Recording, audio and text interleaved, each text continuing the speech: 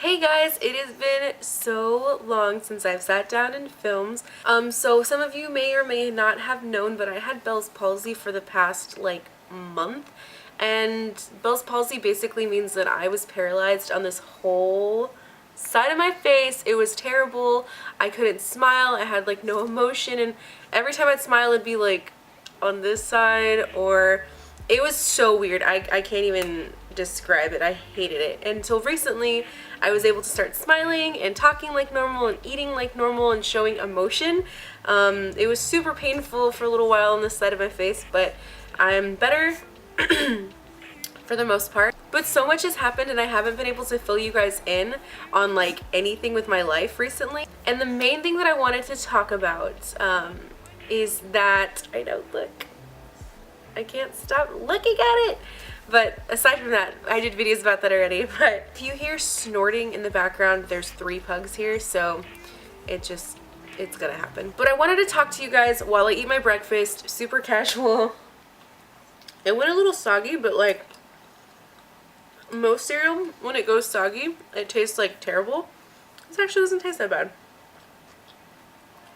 Okay, so crazy stuff happened.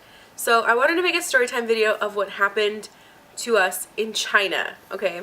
Because we went to Japan and it was the greatest experience of my life. It was so amazing. Everybody was so friendly.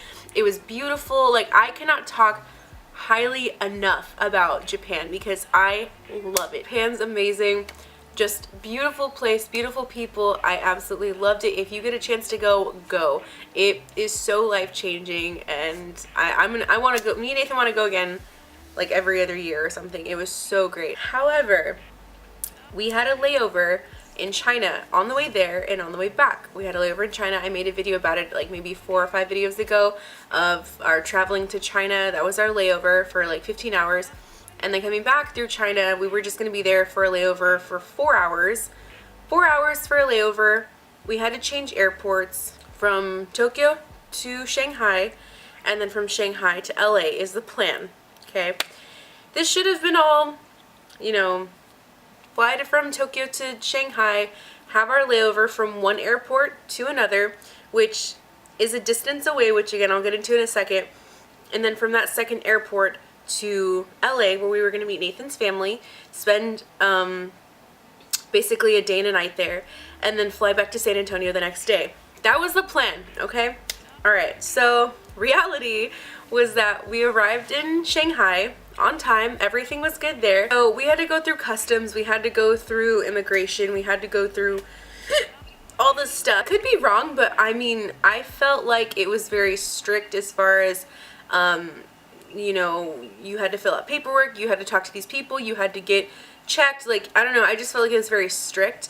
I've never really traveled out of the country aside from Japan and China, so this is just my experience. I don't know if that's normal. I don't know if most places are like that and Japan's just super friendly about it. I don't know, but that's just my experience.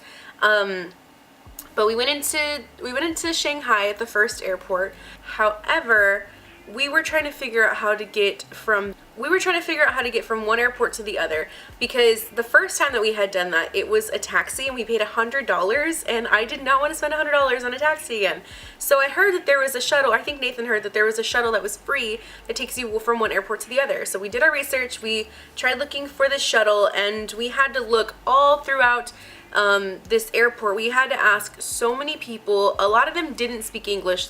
The vast majority of them did not speak English, and I felt terrible because I couldn't really communicate. I learned Japanese, so I felt like Japan was okay, but in China it was so difficult to communicate. The language barrier was so real and it was so stressful. And finally we found this guy and we were just like, do you know where the bus transport is? And he was just like, oh yeah, it's over there. And he was so chill about it. We were like, thank you. By this time, I think it was a good hour and a half that we had already arrived, and it was blown. We basically had math, 2.5 hours left to get from one airport to the other. Mind you that transit time is 45 minutes, so that was already eaten up. Plus, we knew we had to go and check our bags at the new airport, go through security at that new airport, and then make our flight on time. So we were like, okay, we'll make it work. It's totally cool. We finally found this area that was supposed to be for the bus. So we see this lady in the glass box, basically selling tickets sort of, And so I went up to her and I said, hi, I'm trying to go to Pudong Airport. And she was like, okay. And I was like, is this the bus for it? She's like, yeah, go. Go, go. It's over there. Go. Like, okay. All right, cool. Thank you. So we see this group of people and we're standing there and I was just like, we gotta pay here, like we buy a ticket, like what do we do? So we were just standing there and stuff like that, and then Nathan went back to the lady and was just like, hey, do we buy a ticket? And she's like, you pay on the bus.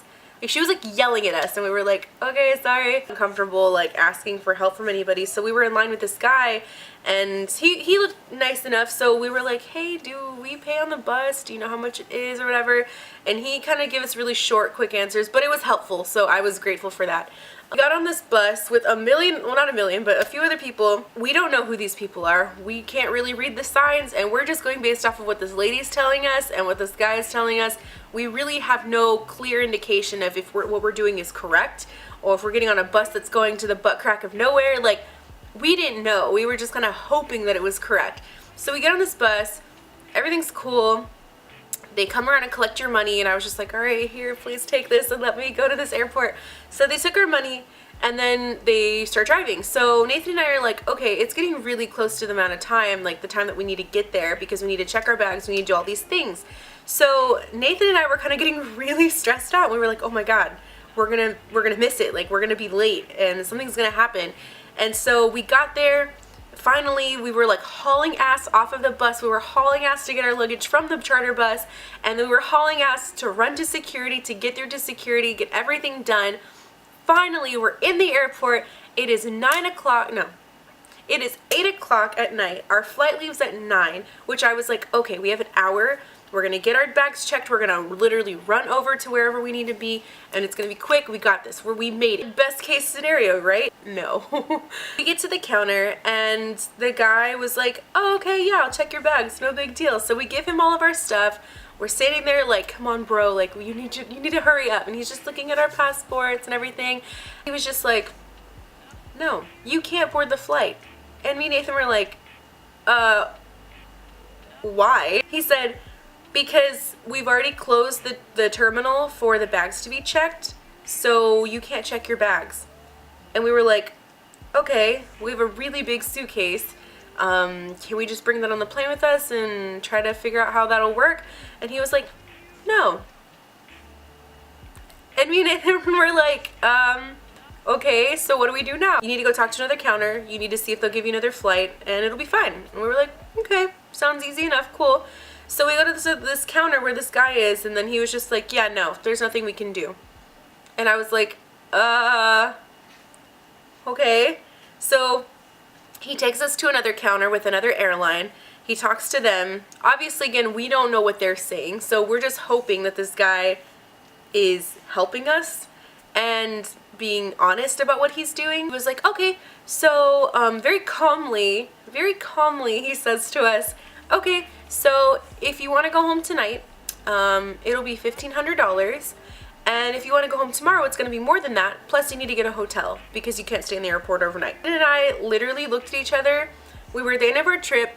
We had maybe like a couple $100s left, and we were just trying to get home, like, with that couple hundred, much less, you know, paying $1,500 to pay for new plane tickets to go home, like to get us home.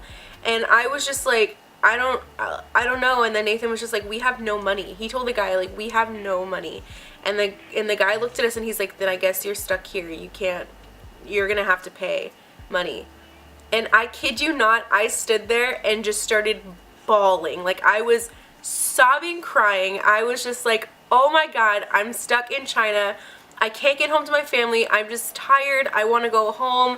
We don't have money. Like, what are we supposed to do? We can barely afford a hotel. Like, we can barely afford to eat and have a hotel right now.